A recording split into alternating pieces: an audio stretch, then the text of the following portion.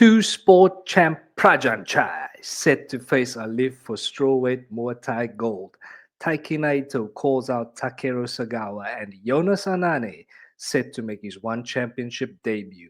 This is the One Championship news show coming up next on Fighting with Friends.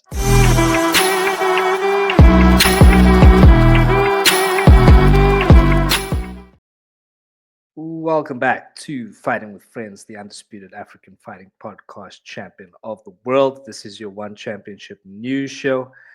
And it's just me today, ladies and gentlemen. Brother Gail will be back soon, so please don't unsubscribe. He's just a little bit sick. I assume with the same flu that had me out last week. I'm still a little bit sick. But anyway, yeah, nonetheless, ladies and gentlemen, here to bring you the news. I'm going to start with our top story, and that is, of course, Prajanchai, who is set to face Alif after Alif's unanimous decision win at One Fight Night 32.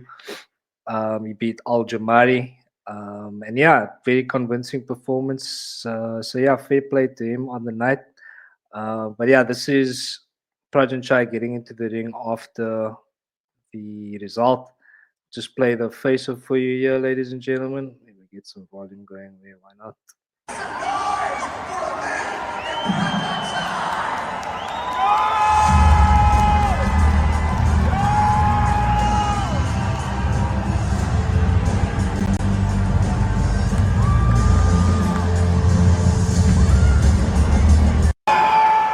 Yeah, ladies and gentlemen, there you have.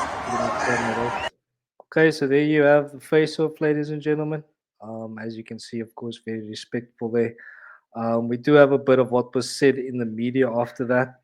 This is thanks to Nick Atkin on X. I'm just going to switch to that, and I'll just read to you. This is from Prajanchai. First of all, I would like to say congratulations to Alif, and I'm sending support to Al Jamari. If this match is going to happen, it would be my honor. So that's coming from Prajanchai himself. Alif then equally humble in his response. I really have nothing much to say because I know how good Prajanchai is. He said, if I got the chance to get the belt from him, this is my new goal and I will train harder. It would be an honor to face someone like him. So as you can see, all very respectful there from the two gentlemen, which is always lovely to see. But somebody who wasn't, of course, so happy about that is John DeBella, who's been waiting for Prajanchai to unify the strawweight kickboxing world championship. And yeah, he's been waiting for a few, I believe, since 171, where John DeBella quite convincingly, I think, defeated Sam A, and a very dangerous Sam A at that, albeit over 40. He defeated Sam A by unanimous decision at 171, which was a few months back. Let me just check the date on that. That was March 23rd. So April, May, June. So about 3 months ago. So yeah, he's been waiting now for Prajanchai. But it seems Prajanchai is, of course, preoccupied with Muay Thai at the moment. But yeah, just a little bit on that. If we go to Prajanchai's record here, of course, the man is an absolute legend, two-sport champion, and as you can see, his record speaks for itself here. But what I want to bring your attention to is just how quickly he turns it around for fights. And if you look at the dates of his fights here, you can see that I would say on average he turns it around every 4 to 5 months. And now just having so he's pretty much ready for the fight now, having last fought in February. But now Alif has just fought last Friday. So does that mean we're gonna have to wait another 4 months now for that fight to happen? Or yeah, because I mean, like I said, John DeBella has been waiting for the fight. So yeah, and he's the interim champion. Prajanchai is the undisputed. So yeah, it's time to unify those belts. So yeah, that's just my opinion on the matter. Maybe a little bit biased because John DeBella is following us on X. So if you haven't done that yet, ladies and gentlemen, please do so. It's F with Friends on X. Quick plug there for the X account. Just going to show you guys quickly. Yeah, that's us. Fighting with Friends on X, F with Friends. Give us a follow there if you haven't done so yet. Say hi, give us a shout out, whatever you want.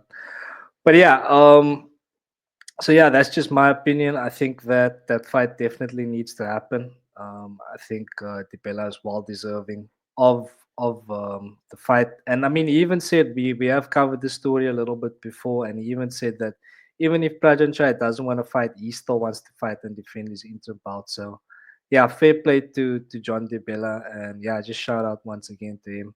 Always going for the fight. So yeah, for me, once again, give my boy John Diabella that fight and let's unify those belts. Shout to sit you down. Let's make it happen. Let me know in the comments your thoughts on that one, ladies and gentlemen. Maybe you have a different opinion. Let me know. But I will keep it moving to our next story here.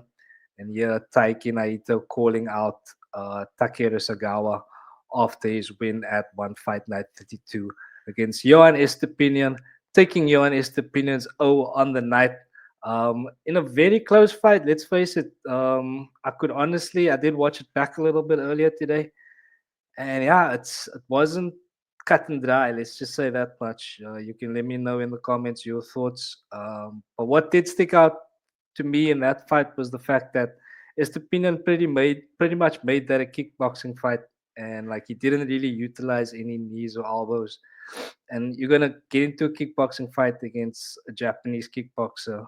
It's probably gonna lessen your chances of winning, as opposed to having if you had implemented all of the weapons, yeah, as people do in a Muay Thai fight. But yeah, we have Naito calling out Takeru Sagawa here. So I'm just going to have a quick read through what he said here.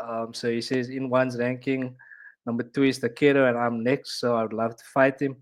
I think he's a little bit overrated. I want to, sorry, I want to have a fight. I want to have a fight where it's sorry. I want to have a fight where it's overrated versus underrated, and I want to switch that. I'm confident this fight will entertain the whole of Japan. Sorry, ladies and gentlemen, it's very late, so my reading is leaving me a little bit here. So yeah, I mean the rankings that he's talking about, yeah, I can bring up for you quickly. This is the flyweight kickboxing rankings, and you can see, of course, Super League is the champion here. Takeru Sagawa has been calling for a Super League rematch. And as you can see, Taiki Naito there at number three. So yeah, I mean, the logic would suggest that you can't argue with two versus three. But I think just the landscape of flyweight kickboxing at the moment, there's so many super fights that these guys are looking to make that I think someone like Naito is probably going to get overlooked.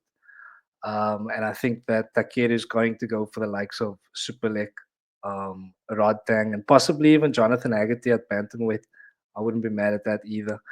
So yeah, I don't see this one happening for Taiki, unfortunately. But if I was him, having now just beat Johannes Opinion, I think he can definitely make a claim for at that flyweight Muay Thai division. Possibly look to get himself into the top five there. I mean, there's a lot of good matches for him now. We had Nakrab who lost at one fight night 32, so he could fight him. I think he's ranked at number five if I'm not mistaken. Let me just bring that up quickly. Let's go to flyweight Muay Thai. Yeah, so I'm not sure if this has been updated after his last loss on Friday. But yeah, Nakrab is there, and yeah, if you beat him, then you're into the top five. And even if he's fallen out of the top five, if you beat him, you can definitely fight for a top five position there. He can also try and get back the loss that he had to Kung Thurani. And I mean, even the Nongo fight, depending on how long he sticks around. But I definitely think there's a lot better fights here for Kaito at flyweight Muay Thai. So yeah, if I was him, I would try to stick to Muay Thai and not transition to kickboxing because I can understand where he's coming from in saying that it's two versus three. But yeah, again, I just think the landscape of the flyweight kickboxing division is such that there's just a lot of super fights that these guys are trying to make and kind of trying to maximize their revenue, which is of course nothing against that. But yeah, I just think that if he's going to wait too long for that fight, he's probably going to end up wasting a lot of his career. And I mean, the man is 29 years old now, so he's like, this is the peak of his athletic career. So I wouldn't want to sit around waiting for fights, especially fights that personally I don't think is likely to happen. So yeah, that's just my opinion once again, there, ladies and gentlemen. But let me know your thoughts in the comment section, and we will keep it moving to our next story, and that is 17-year-old Yonis Anane making his debut at One Friday Fights 114. Yonis Anane, of course, the younger brother of Nabil Anane, and he is the youngest WBC Muay Thai champion ever. So, yeah, the man's making his debut. He's coming up against Lin Junchao, who is also not very experienced in the one championship. And I've also had a look at his topology page, and there's not much to go on there either. So yeah, two pretty inexperienced fighters here, or pretty relatively unknown, um, as far as like the more commercial scene goes. But yeah, I have seen some of the tape on Jonas Anane. So I'm just gonna play you something that I found quickly on X here. And this was from his last fight, and this was on the 12th of May. And yeah, I'm just gonna go quickly to that, maximize that for you. We can just have a little look at Jonas Anani going to work here. Jonas. Well, apparently all he needed was the referee to wake him up. He's a sharp shooter! Right hand, right high kick for Yonis Anane, and it's all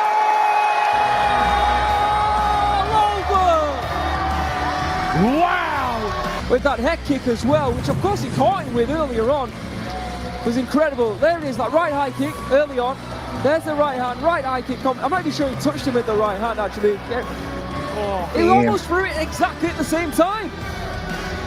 Wow. Oh, just hitting the off button there. Beautiful work. Oh, right around. So yeah, you can see the kid's got some moves there. Of course, doesn't have the height or the freakish height of his brother, but that's of course to be expected. So yeah, very much looking forward to this one. Once again, this one is taking place at One Friday Fights 114. As you can see, that is on Friday, the 27th of June. But all right, then. I think that's pretty much all the news that I have for you today, ladies and gentlemen. I did see another post about Rodtang, but it wasn't anything too serious. Just basically saying that he's looking for money fights. But we'll definitely keep you posted if any new information comes to light in that regard.